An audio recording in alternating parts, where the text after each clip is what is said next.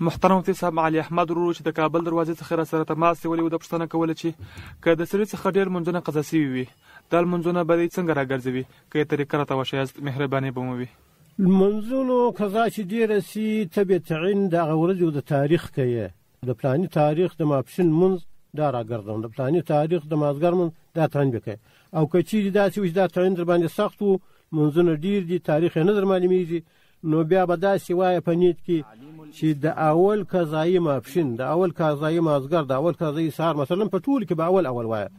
یعنې تر پایه پورې چې ته دا قضایي راګرځوې چې ستا دا یقین شو چې باران پوره سو په ټولو کې به ته اول وایه ځکه چې دا اول قضایي د ماپښین دا د قضایي دې راوړي اوس د دوه ماپښین هغې پر ځای د اول ودرېدي نو دغه یوې طریقه ده که چیرې تاریخ در معلوم وو خو هغه تاریخ به یادوې چې د فلاني میاشتې د فلاني ورځ د ماپښین لمونځ یا د مازدیګر لمونځ که چیرې هغه نه و در معلوم درته سخته وه بیا بس د اول نیت پشکې کوه بس په دې طریقه راګرځي مراقي الفلاح کې راغلي دي صفحه ده 242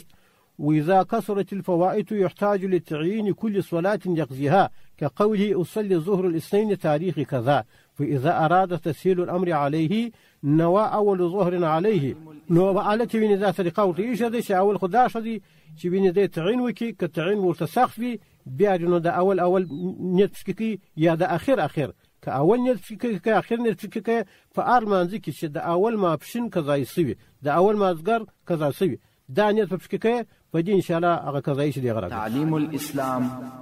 راديو ملګرو په دې هیله چې ټول به روغ او جوړ اوسئ تاسو هم کولی شئ چې خپلې دیني پوښتنې د ویډیو په کمنټ کې راولېږئ تر څو مفتي صاحب درته ځواب کړي ملګرو زموږ دا پوسټونه تر نور ملګرو د ثواب په نیت شیر کوئ تر څو هر یو مسلمان د دې هر یو مسلې خبر او پوه شي. السلام علیکم.